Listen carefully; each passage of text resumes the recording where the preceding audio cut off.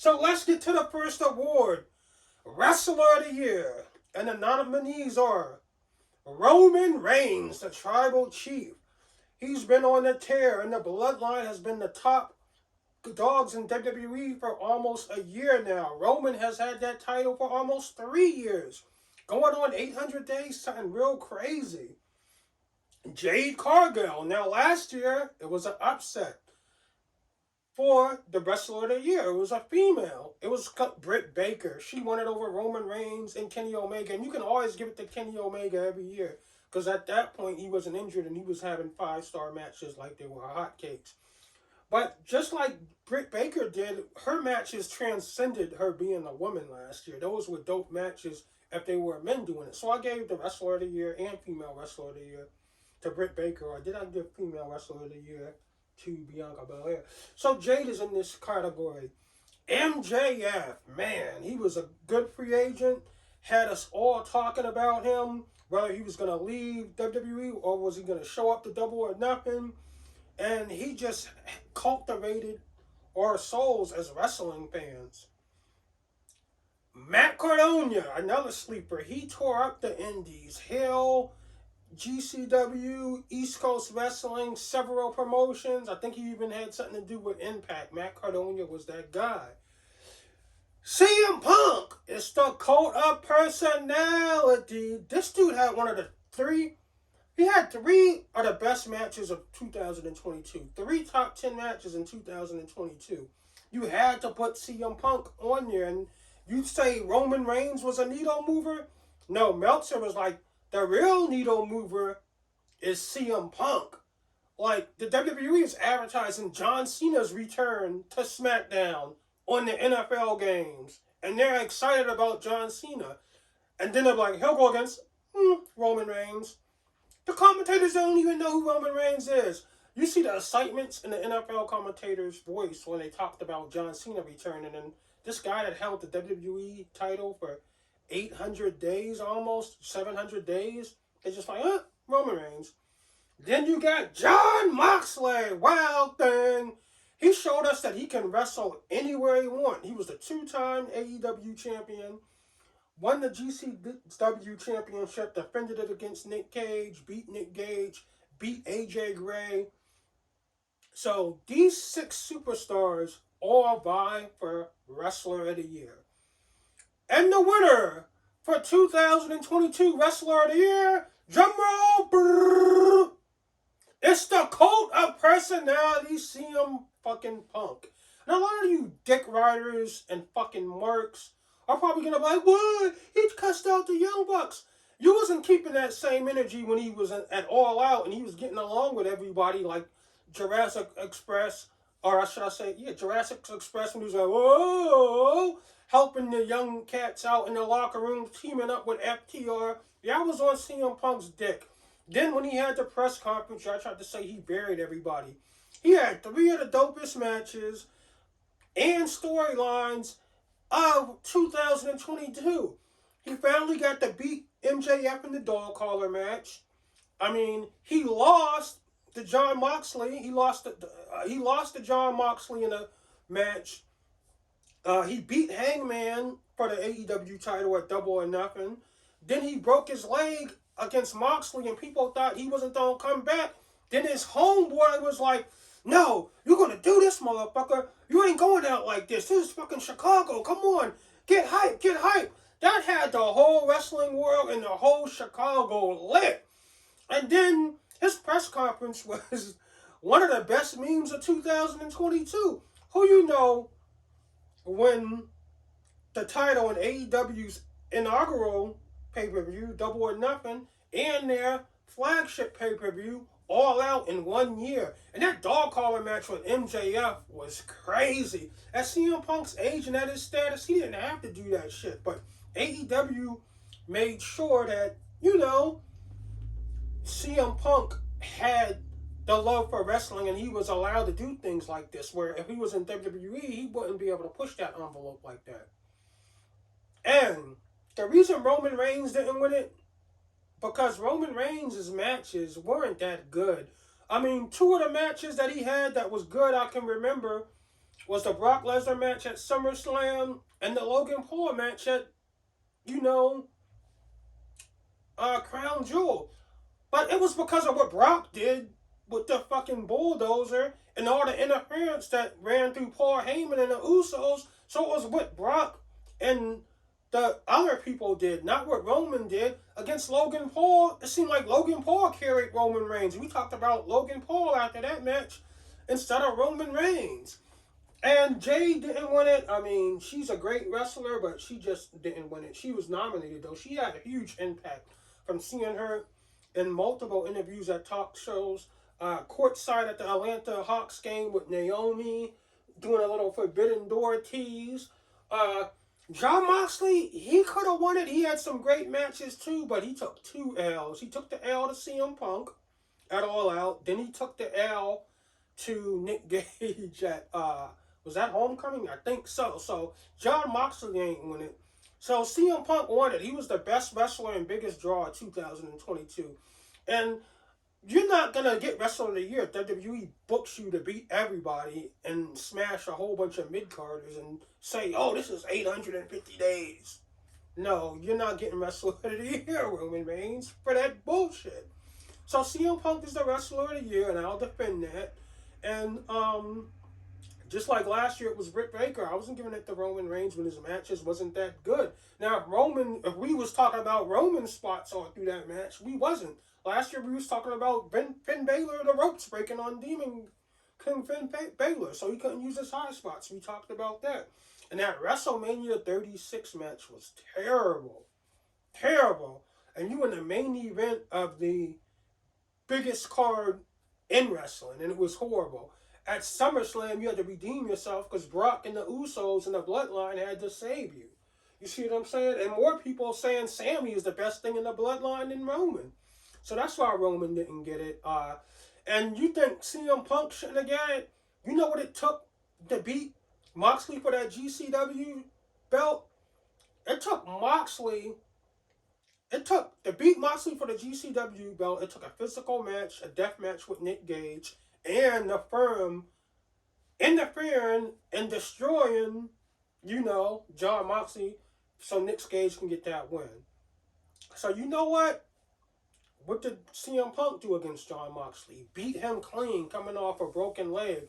And he made history with the press conference. We still talking about it today. Was that a work? Will CM Punk go back to AEW? Or will he go to WWE?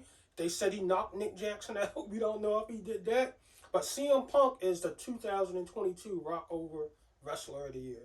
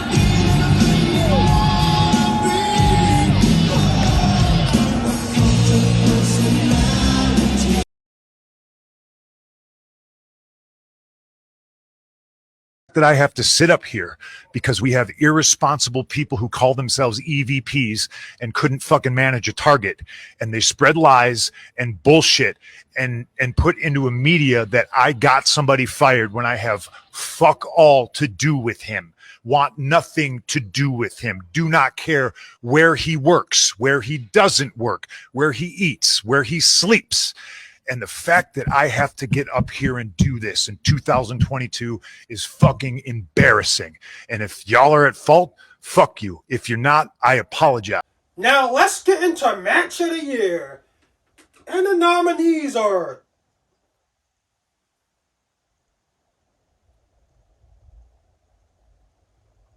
CM Punk versus MJF in the Dog Collar match. Man, I don't gotta explain how great that match was. CM Punk been waiting to get his hands on MJF so long, but it was always someone interfering or always um, something happening to where MJF always had the advantage and had CM Punk laying on his back knocked out. And for him to get that dog collar match, MJF couldn't go nowhere, and it was just all CM Punk. And CM Punk was one of the wrestlers that didn't ride MJF's wave and, really put the beats to him despite having some hard times in that match. It was the year of CM Punk in 2022, although it went bad with the injuries. Now, the other nominee for Match of the Year, Roman Reigns versus Brock Lesnar. And like I said before, the SummerSlam match was way better than the, WrestleMania main event match. Brock really took it there with the bulldozer. Farm Boy Brock lifted up the ring with Roman inside of it. That was one of the better spots I've seen Roman Reigns and Brock Lesnar in. It's probably the best Roman and Brock match that they ever did. They had Usos interference, Paul Heyman interference. The other match was Jon Moxley and CM Punk at All Out. This was a slobber knocker, old school wrestling, just two men beating the crap out of each other, brawling, fundamental wrestling. They even went on the crowd. I seen myself, the whole IWC seen me on TV recording it. I had the Rock Over Chicago White Sox jersey with the Rock and the Over Boyz logos on it. And that match was crazy, and CM Punk was going to pull it out.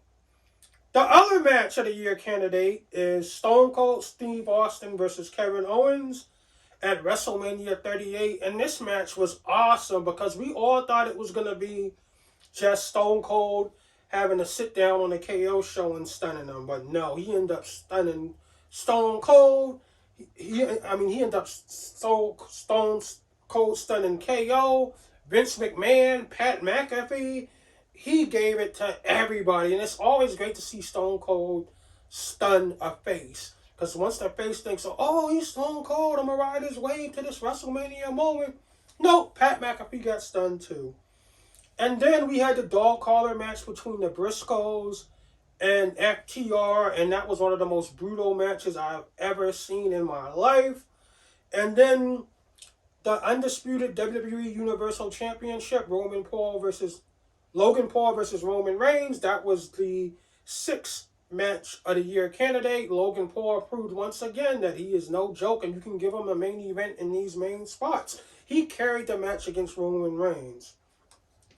So, the match of the year goes to, drumroll, FTR and the Briscoes for the dog collar match. This match was so dope. I'm about to watch it again because it was so brutal. And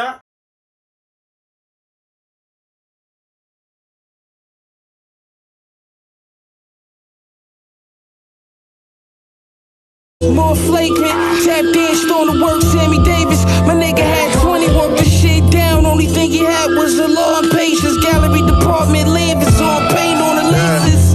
Might push the corniche, velour seats. Got it out the mud, still in the field, Dior cleats. Pop them hide the body, they won't find you for 4 weeks. Listen to their album, that shit all week. We pour. Yo, WrestleMania 10 years straight. Floor seats, Porsche Jeeps, Max hanging out your brains. Through 4 feet, I try real niggas tears, cause it sink that the rest of slide life, we gotta use call links. I know these pussy niggas mad I made it. Lost 200 racks, I took the PJ back to Vegas. $1 million deals, I've been becoming more acclimated. My pussy good, ain't had no smell, I had to eat it. I had a brick, he needed 9, I had to break it. 2-tone backs, back to back, Subies faded. The one's true, he catered, shoot up your house, hit you on who related. He sniffed the line and got rejuvenated. Machine bitch, I spit on one of your kids. My dog locked, I wish I could split up one of his beds. So let's take a look at the nominees for Female Wrestler of the Year. You know it's the EST of WWE by Bianca Belair. After that shocking loss to Becky Lynch at SummerSlam in 27 seconds, she came back, worked her way up until WrestleMania, and ended up defeating Becky Lynch for the, was that the Raw? Yeah, I think it was the Raw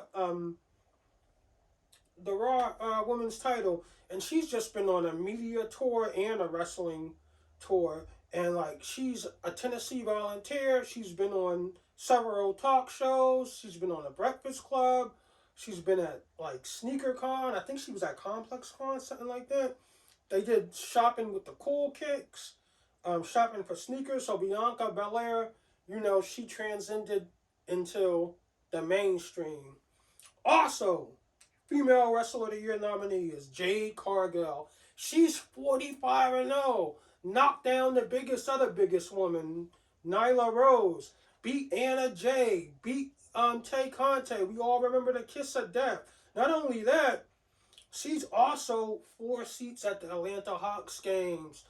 NBA players love her. Hip-hop artists love her. Rap moguls shooting their shots on a low key, not knowing that she already got a man who is a championship himself. I think Brandon Phillips is a baseball player. I think he won the championship with the Cardinals or the Cincinnati Reds a long time ago. I'm a Yankees fan. I wouldn't know.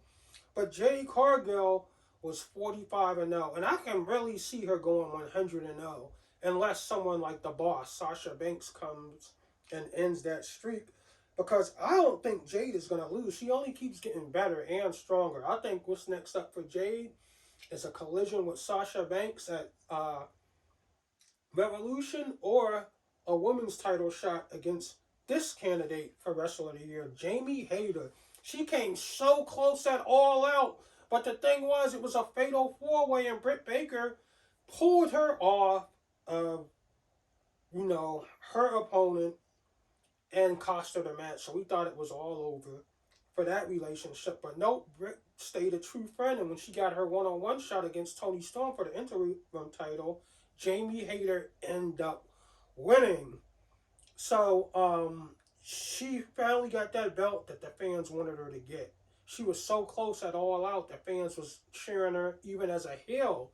But Britt Baker did the ultimate, you know, scumbag move and pulled her off. But Britt Baker made it up and ended up helping Jamie Hayter win the title at Full Gear. And the last nominee for Female Wrestler of the Year is Jordynne Grace. And she is one of the best in-ring wrestlers, you know, in history. Hasn't touched the WWE at all yet. Was Impact's first woman heavyweight title. She beat Sami Callihan, who's a bruiser in Rough House, for that Impact title. And Impact takes care of Jordynne Grace real well financially. So that's why she's not in AEW or WWE. Because whatever WWE or AEW is willing to give Jordynne Grace, Impact is ready to match that.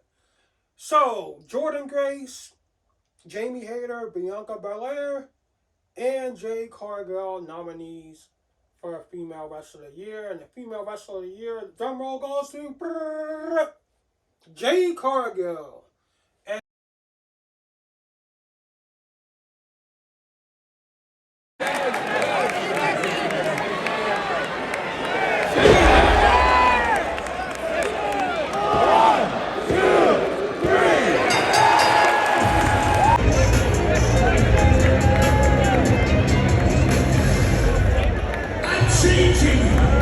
Now let's get into Tag Team of the Year. The nominees are the Top Guys, FTR. Man, these guys held the IGWP titles, the Ring of Honor titles, the AAA titles, the Ring of Honor titles. At one time, they were the Ring of Honor champions. They went around the world and whooped ass. And they were no short of top guys. I don't like them because I think they look like the Alphabet Boys, the police, the FBI, DEA, ATF.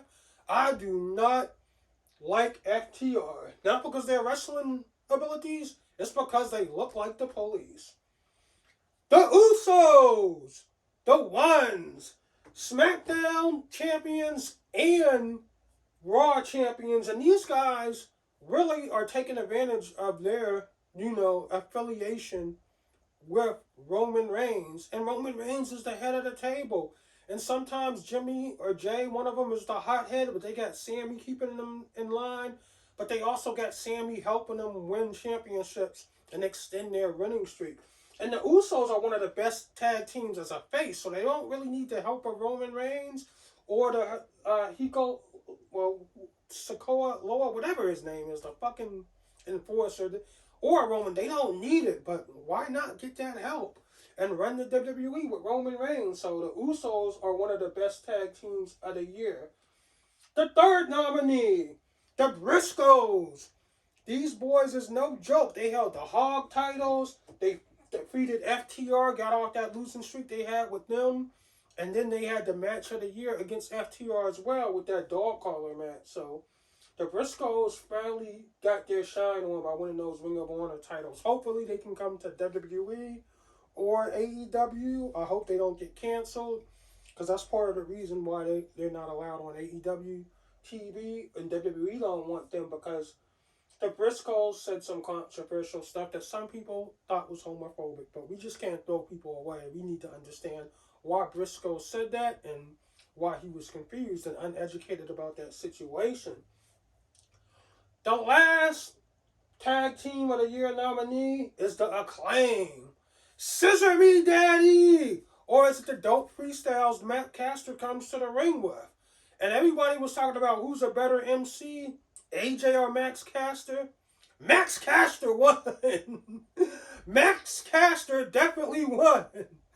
So for them to beat Keith Lee and Swerve twice, also for them to get a win against FTR, like, we expect great things from the Usos, the FTR, and, you know, the Briscoes, but man, it's like, you know, last year in the NFL, where it was supposed to be Kansas City and the Rams in the Super Bowl, but Joe Burrow and the Cincinnati Bengals came in the Arrowhead and upset them and won the title.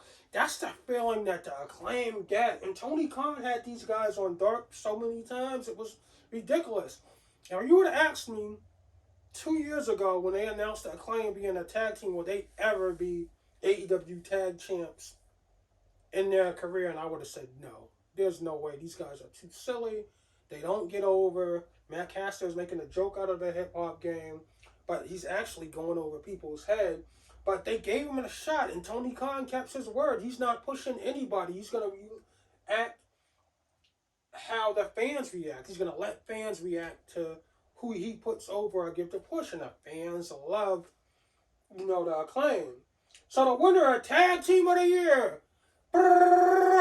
is the Acclaim. I don't know their song, and I'm not about to rap it. Maybe you guys can sing it to the along with me, but I can say Scissor Me Daddy! The Acclaim is the Tag Team of the Year Rockover Award. And this is not really an upset, because they beat FTR, they beat Swerve and Keith Lee twice, and Swerve and Keith Lee are some of the best in-ring technicians ever. You see what they did when they had the Young Bucks triple threat match with the Young Bucks. Who was that other team? I can't remember. I forgot. Well, they end up winning that match. And Keith Lee and Swerve was almost an unbeatable tag team. And, you know, the Acclaim was able to take them out. And then when they beat FTR, I mean, that sealed it.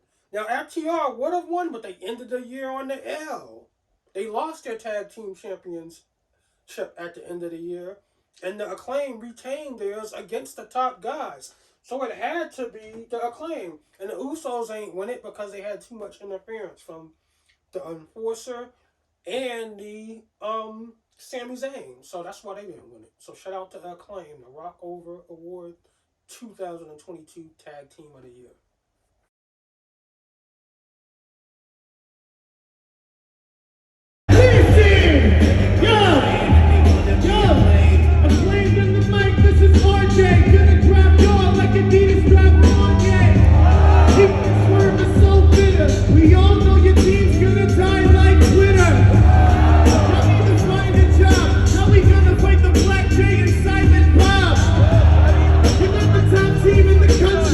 We gotta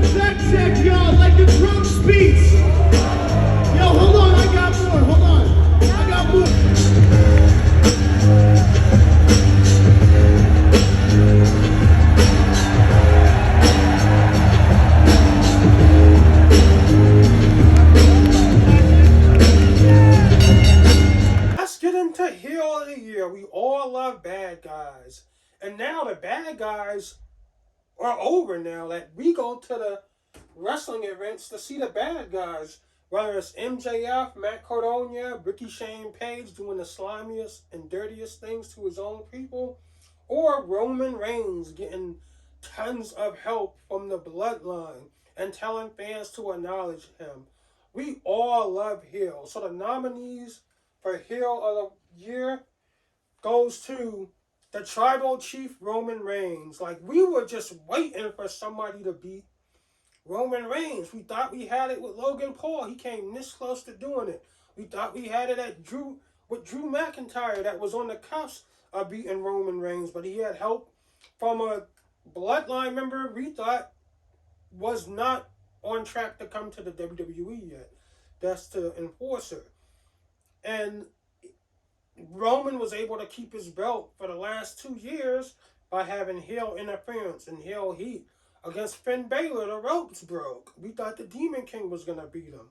And it's nothing like a heel that keeps winning that we all just can't stand because he can't fucking wrestle.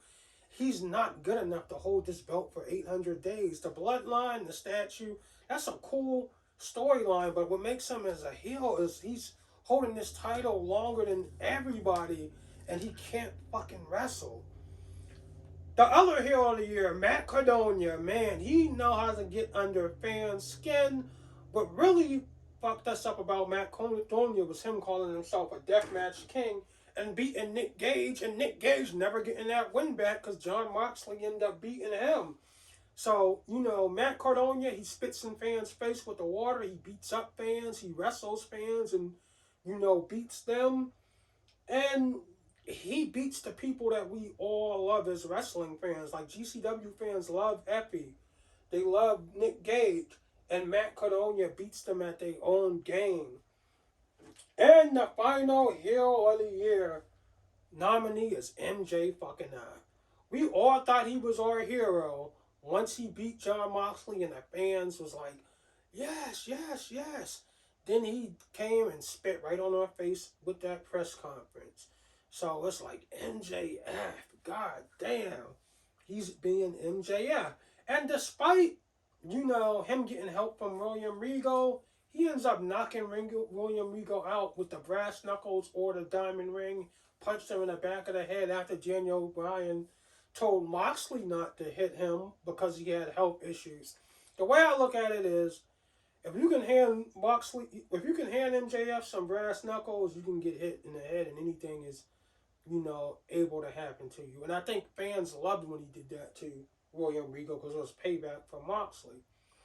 So, the winner of Heel of the Year is a huge upset. It's Roman fucking Reigns. Because we don't want Roman Reigns with this undisputed title. It's the reason we don't even waste our time watching Raw SmackDown no fucking more, man. He's a true heel when you say this motherfucker is garbage and he's about to have a main event with The Rock. Watch The Rock carry his dumb ass in that match, too.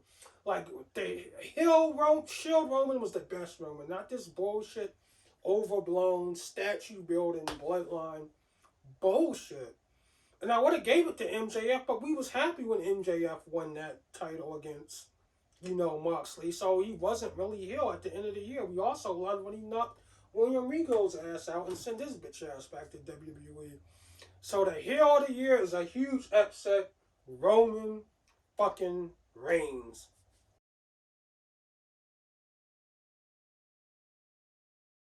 That slays a beast, the reigning, defending, undisputed WWE Universal Heavyweight Champion, Roman Reigns.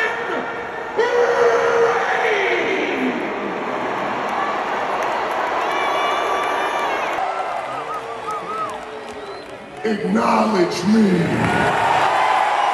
Now, let's get to the last category, Rookie of the Year. And the nominees are that cold, handsome devil, Hook. And Hook has made Rampage must-see TV. Coming out to the music of, Action Bronson, hardcore hip-hop New York. His dad, Taz, is from Red Hook, Brooklyn. So you just know the vibes. Hook gets rid of his opponents fast and viciously. He's excellent on the ground. The other nominee for Rookie of the Year is Solo Sikoa. Man, he has paid big dividends for the bloodline, man. I feel like if it wasn't for him, Drew McIntyre would be the Universal Champion right now. And we wouldn't be talking about a Rock Roman main event. Solo Sikoa has just always been there on time. And he came up from NXT quick. After you won that North American title, he was like, yeah, we got to bring this guy up.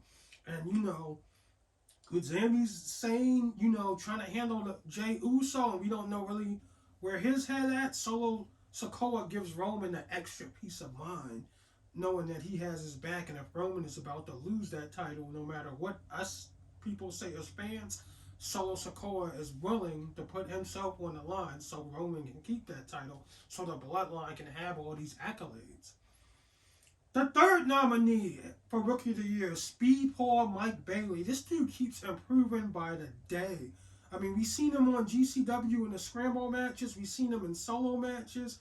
We've seen him on Impact. This Speedball Mike Bailey is ready for AEW and WWE today. This dude is so awesome. Shout out to Speedball Mike Bailey. He's one of the guys that really don't need WWE or AEW. He can make money straight on the indies, like somebody like a Brian Cage or a CM Punk or Joey Janela. They really don't need majors. They can make monies off the indies and always get booked worldwide.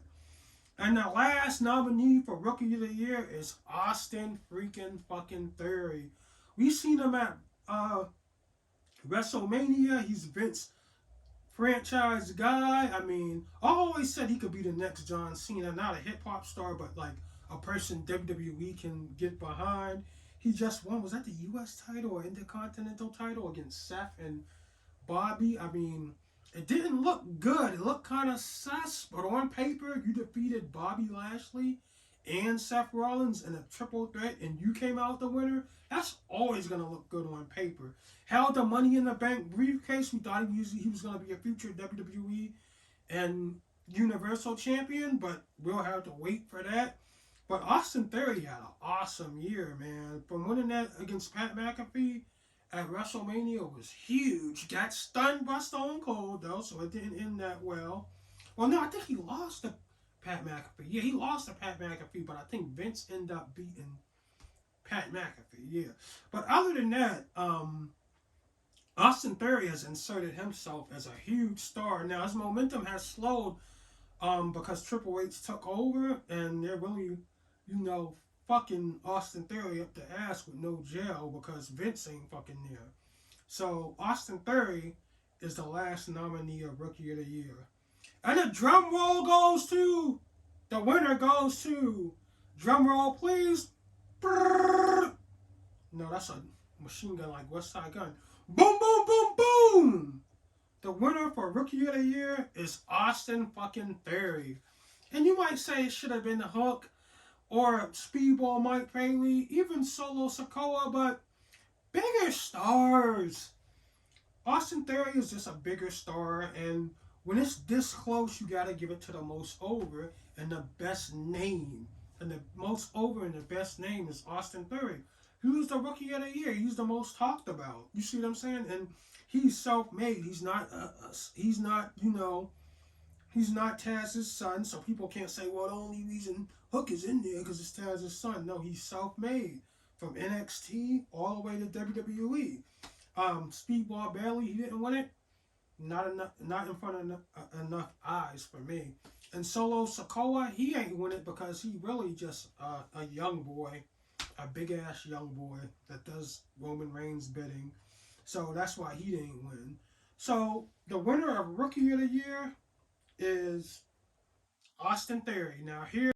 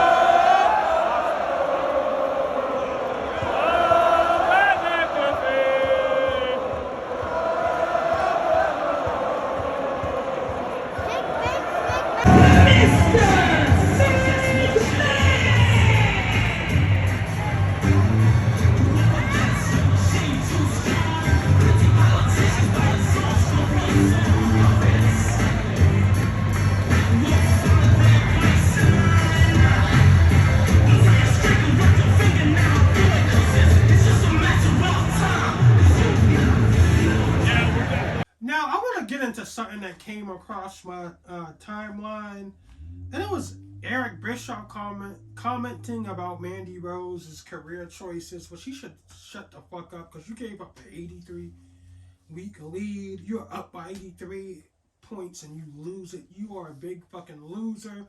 You failed to get Shawn Michaels. You failed to get Stone Cold to come to WCW.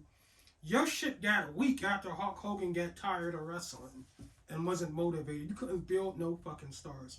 But here's what he said about Mandy Rose. I would say, Mandy, what the fuck are you talking about going to WWE? You're making more money 45 minutes a week than you could make in the next 2 years at AEW. And why would you do that? She's been to the mountaintop. Going to AEW would be a step down for her. Eric Dickoff, Bischoff. I'm gonna call you Eric Dickoff. She hasn't been to the top of the mountain. She got demoted to fucking NXT. And when she was on the main roster, she was only making $110,000. Her manager says Drew McIntyre makes $48,000 a month. That comes to 500-something thousand a year. This is why AEW is not going fucking nowhere. Tony Khan got $500,000 a year to pay Drew McIntyre. If Drew McIntyre wanted to do a bidding war, Tony can easily double that. And $110,000 a year is not making more than what she can make in AEW in the next 2 years. Eric Bischoff's a dickhead. You know the tribal chief that's in AEW? The tribal chief that's in WWE? That has been the title holder and undefeated for almost 3 years? He makes $5 million a year. You know how much John Moxley makes, who just lost the title to MJF? $6 million a year. Probably 7 to 8 now that he re-upped.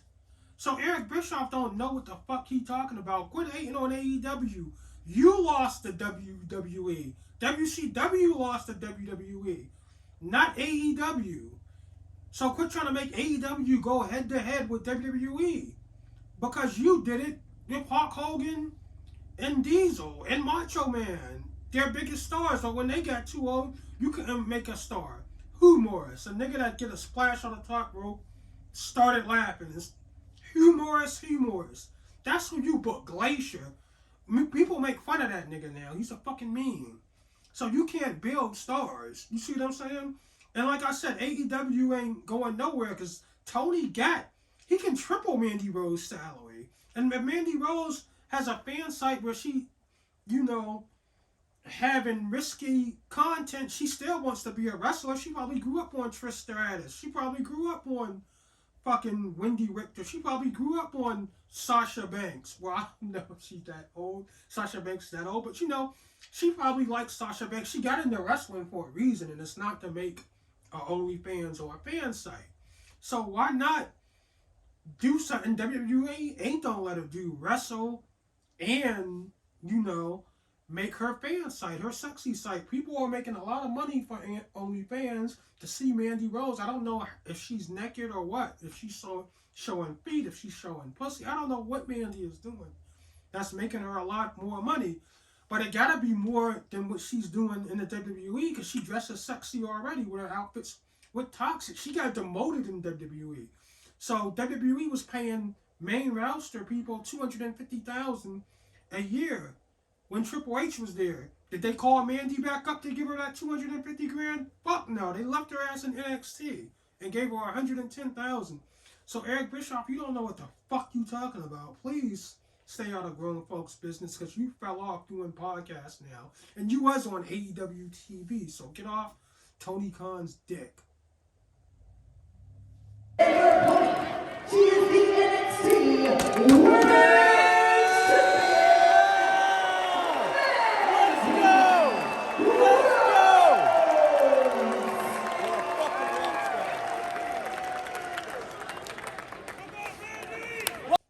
Now, usually, since AEW been out, since its inception, I only complained about 3 times out of their whole 3-year period.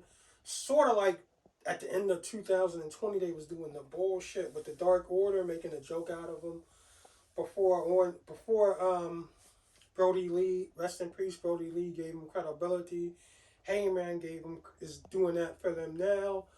Also, when they had Orange Cassidy punch Chris Jericho in a big tub of Kool-Aid, A big tub of Tang, I mean, that was bad. Having one of the greatest wrestlers of all time get Superman punched in a jug of Tang. I don't know what was wrong with AEW, but one of the things that AEW was doing instead of firing people, I don't know if this was just hearsay or this is how Tony Khan was just not telling people we're letting you go and we're just letting your contract expire. I can see why Big Swole was let go, but one of the people I couldn't understand, and I should have seen it from the mile away because the way it was booking him was Joey Janela. And Joey Janela was a great indie star when they signed him. And I feel like AEW just fucked them over and jerked them. Like, whenever they wanted a main event on Dynamite, but didn't want to use one of their big pay-per-view players like Moxley, Cody, or Omega, they'll put Joey Janela in the lights-out match with fucking John Moxley. Or put him in the main event of Dynamite against Kenny Omega. And you know it's going to be dope because Joey Janela is a great in-ring wrestler. But they didn't want to waste their big stars on a main event with only 4 pay-per-views. So Joey Janela gave his heart in the matches, and they were real good matches, and they satisfied fans. So now Joey's contract is coming to the end, and Joey, is not in AEW again. And I could have seen this coming because they had him in some stupid booking decisions, and he was complaining about his booking. Like one time, Shawn Spears was attacking somebody with a chair or about to, and Joey Janela came in and saved him, and Shawn Spears ran like a girl, which didn't make sense because Joey Janela is smaller than Shawn Spears, and Shawn Spears had a chair. At least have Shawn Spears swing the chair, let Joey duck, and then hit him with something and make him look strong. They had Shawn Spears running from Joey Janela with a chair like it was Wardlow, so it just didn't make sense. Then they had him tag team with Sonny Kiss, and I'm not saying that Sonny Kiss is, he shouldn't have tag team with Sonny Kiss because he's gay, because a lot of people don't try to say that. Oh, you so like... No, Sonny Kiss is trash. I mean, he has low impact offensive moves that don't hurt nobody. Just like Dazzler hitting Juggernaut with sprinkles. I mean, he's just trash, and Joey Janela shouldn't have tag teamed with him. I don't know if Joey Janela wanted to do that because it was his good friend, or Tony Khan wanted to book him with Sonny Kiss to prove that we're not homophobic and we respect Sonny Kiss, because no one's homophobic. They shouldn't be like that. But Sonny Kiss wasn't even living up to his half of the bargain, and we know Joey Janela as that hardcore guy from GCW. And we know him from having a lot of high spots. We don't know him for tag teaming with Sonny Kiss. And Joey Janela ended up getting let go, and he was in public saying, I don't know if I'm going to be in AEW. Tony Khan is letting contracts expire. First of all, Joey, you've been in the game since you was 15. You're probably 32 now, 33. You've been in the game for 18 years. You got to have some business acumen to you. You should have had a manager ask Tony, his contract is coming up. Are you letting it expire or not? So we can work out things. I don't know why you didn't do that. But I feel like Joey Janela had a lot to do with him getting dropped, because he do silly things when you go on those indies and AEW lets you do them indies. He had a spot when Nasty Leroy put his face in his crotch, fell into his crotch, and then he does a lot of other goofy stuff. So that's probably why Tony Khan didn't re-sign him. Then he had a feud where he turned on Sonny Kiss, and it lived on dark and no one cared. And Joey Janela fell off since he tag teamed with Sonny Kiss. I mean, it's no homophobic or no racism to it. Joey Janela fell off when he tag teamed with Sonny Kiss. And Joey, he has an identity crisis. One day he wants to be a deathmatch wrestler like Nick Gage. One day he wants to be Chris Farley, rest in peace, or fucking David Spade doing slapstick comedy. One day he wants to be Kenny Omega and the Young Bucks in 2 high spots. When you fuck with these big companies with AEW and WWE, they want you to be one thing. They want to know what you are. You can fuck around with DDT and Japan and GCW and do all that silly shit.